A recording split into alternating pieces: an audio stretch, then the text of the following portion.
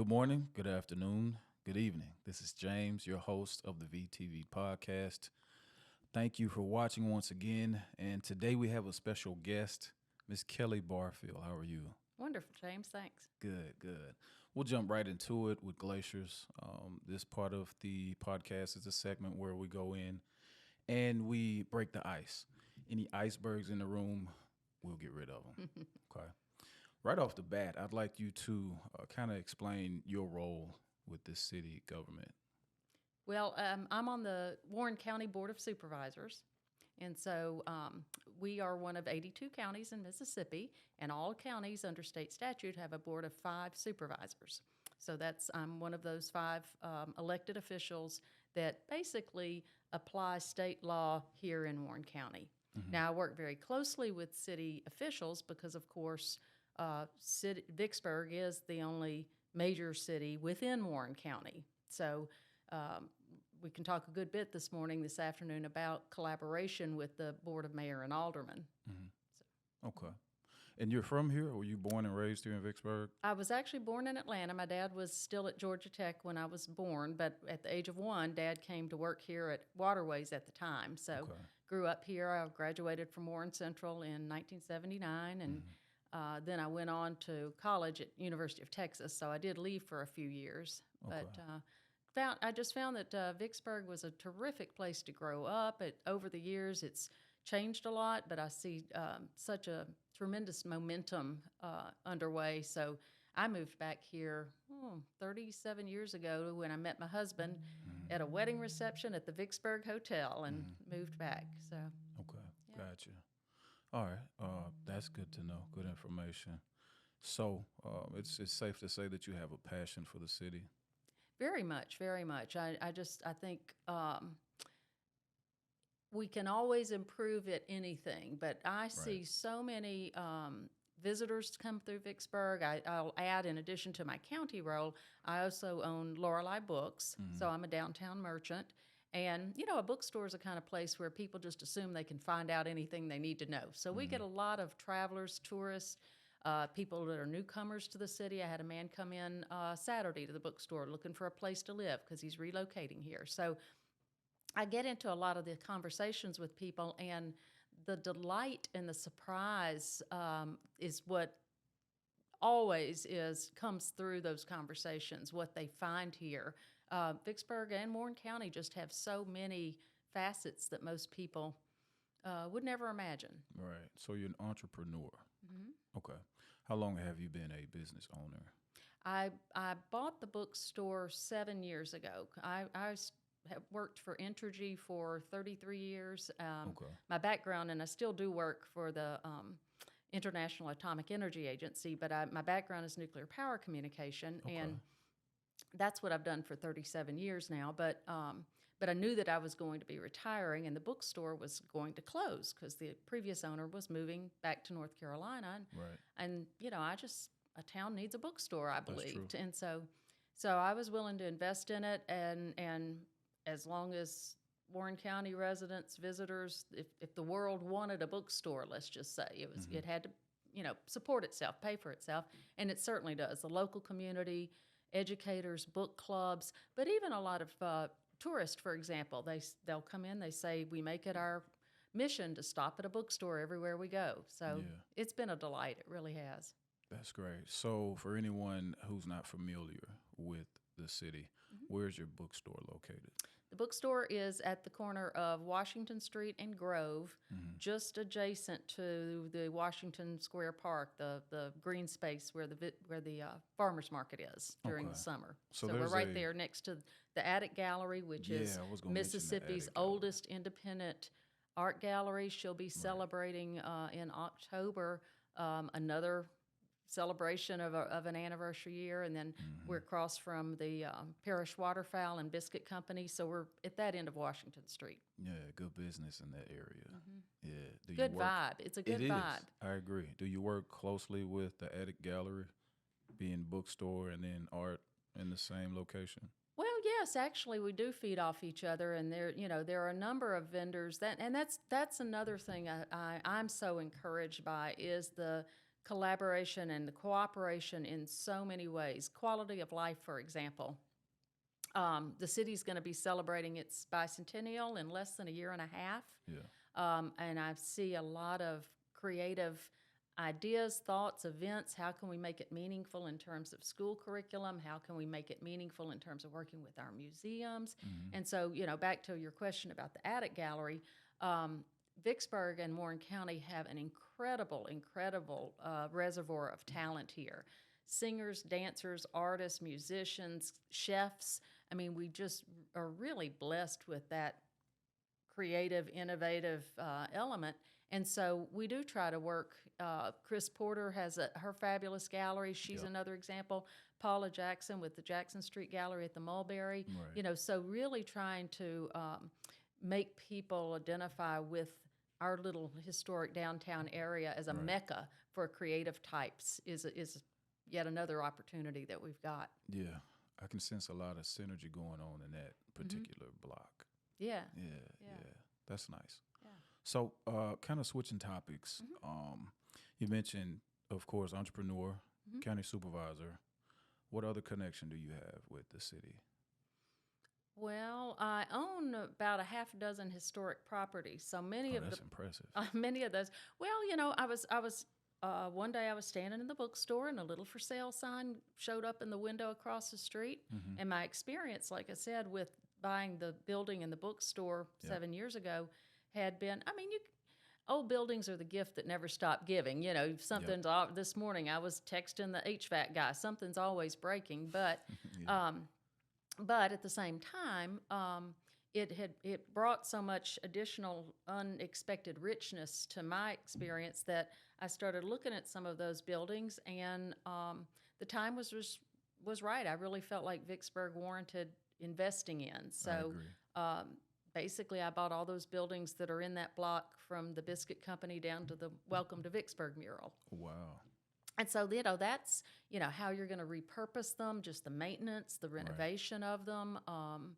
There's never a shortage of things that are potential there. So, yeah. Honestly, it kind of sounds like you're playing Monopoly. A little bit, I guess, yeah. And there is a game, and there is a Vicksburg version of that in the bookstore. Believe it or not, I have played that. Yeah, I have. I love it. It's fun. I was trying to figure out where I could get my own book. A copy of it. Well, we have them at Lorelei now. They had the company that makes that game had actually run out of them, and they recently reprinted. So I was fortunate. So wow. Yeah. I like that. I did not know where to get that board game. Yeah. Thank you. I'll come and see you soon. I'm torn sometimes between, some people like to think of their community as a hidden gem, but I just there was a guy that came in the bookstore, this was about a year ago now, traveling through from Houston. He had a daughter in Maine, and every year they'd go through and they just make this a place to stretch their legs, and we're making small talk about value of properties, because I mentioned I owned several, and I said, as a matter of fact, look what you can get for $125,000. And I'll be darned if he and his wife didn't end up making a bid on that house. Really? Because they said it's a good center point between their daughters, and they travel here, and they figured they could fix it up and rent it out when they weren't using it. So I don't know that they ultimately lived here, or moved here, but still it's a good example of, and we see that going all around folks who live in a different place. Right. I was telling you, I was just at a ribbon cutting this morning for Askew's Landing over in Edwards, because they've joined the Vicksburg and Warren Chamber of Commerce, and they live in Fort Worth, but they saw the value of this gorgeous, gorgeous campground and RV park, and got their young kids and their dogs, and it's just a beautiful space, and so many people don't even know that it's there. So, and that's one of the things I think we've got to work at is people being a part of all the great potential that we have here, as well as being a part of, honestly, fixing the problems. Any community is going to have its issues and its opportunities. And what I'm excited, similar to what I was saying about collaborating with the mayor and alderman in an official role, I'm excited to see all of the unofficial collaboration that's going on. Right. For example, in April, the Mighty Sip Fest, a bunch of folks just came together and said, this is happening, this is happening, this is happening. We didn't form a committee. We just said, let's all work together and see if we can't attract some 3-day, 4-day visitors to Vicksburg and add some sales tax revenue and some hotel revenue and so forth. We're doing the same thing again in October. The bicentennial I mentioned, different organizations certainly have their lane that they have to swim in, but at the same time, they can contribute perspectives that makes the whole so much better. Right. And it's fun, I agree. So people are just surprised. I had no idea that was going on. So, we're trying to work a lot harder on just awareness and involvement. Right. Yeah. So it sounds like you push forward a lot on involvement of the whole, the big picture. Yeah. Is that a part of the reason that you became a county supervisor, or what other reason did you jump into that role?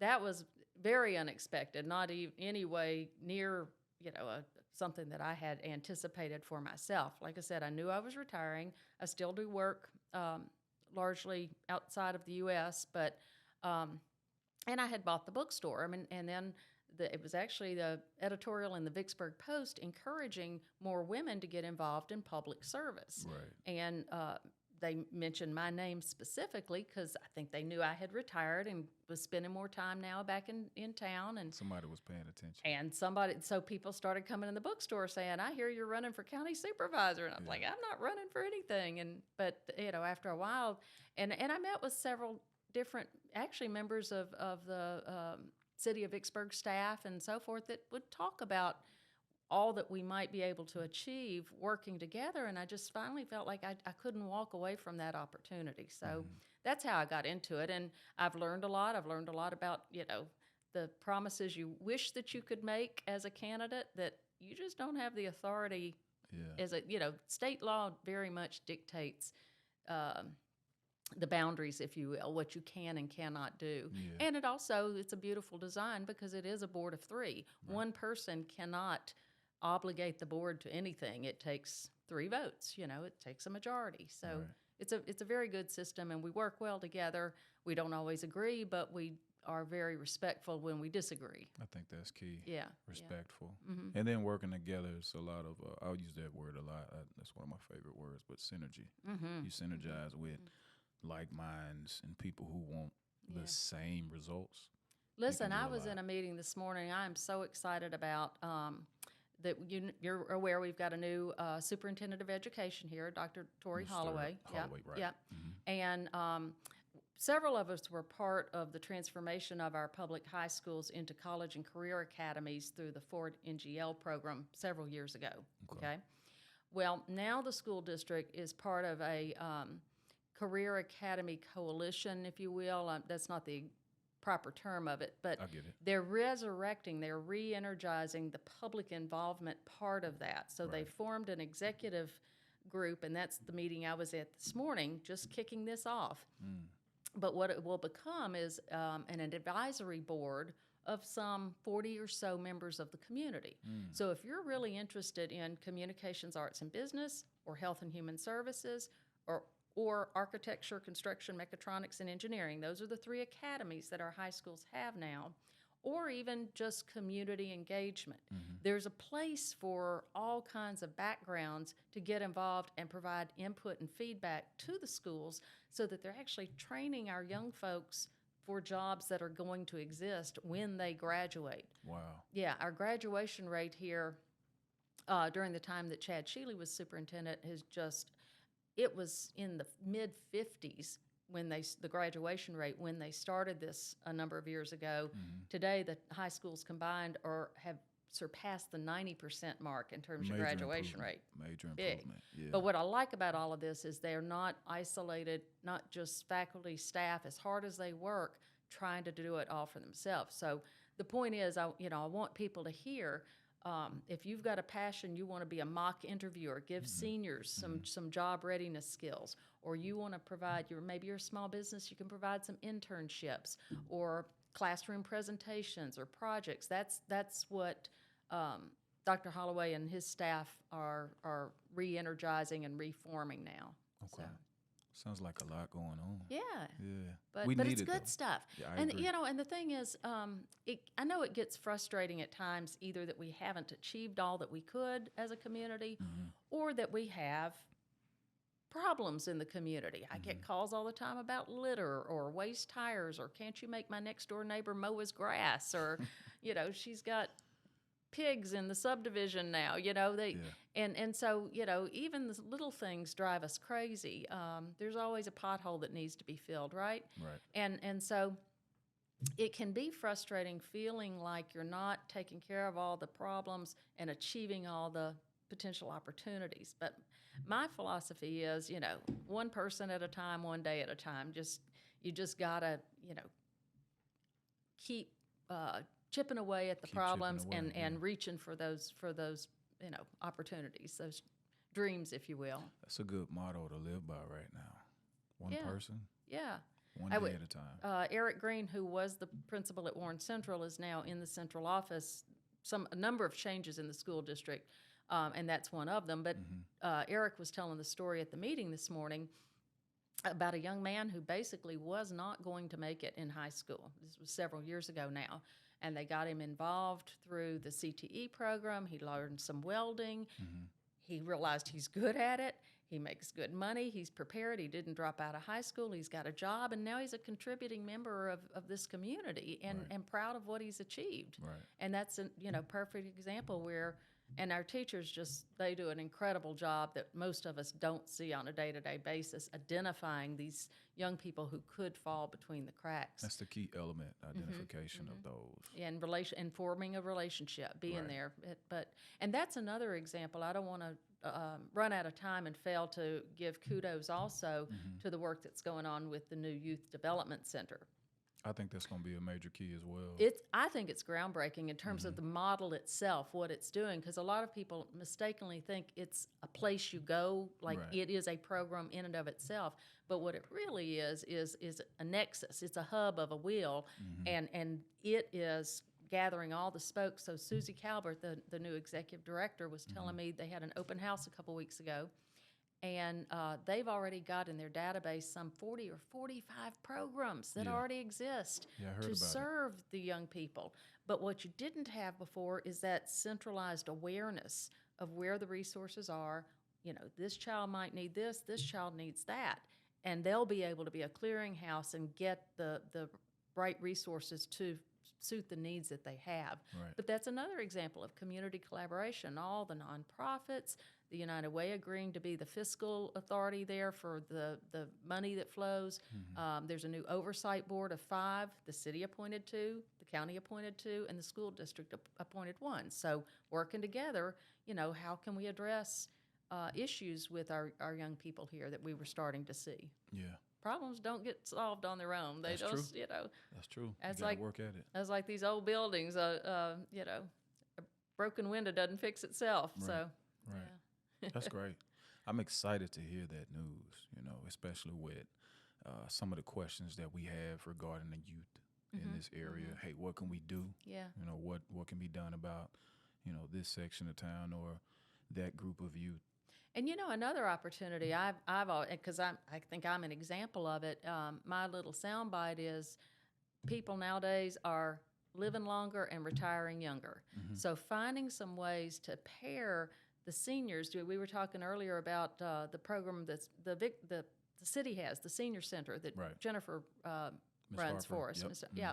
And, that's a good example of and Vicksburg actually is a certified retirement community. So several of us have talked about how can we make that segment of our population even more valuable, feel relevance personally, but be relevant role models to the young people, get them involved in some of the nonprofit work or, being ambassadors to visitors. And, like I say, I'm an example of somebody who retired, but I'm having the time of my life. Yeah. So, They call it the golden age, golden years, I guess. Yeah. So.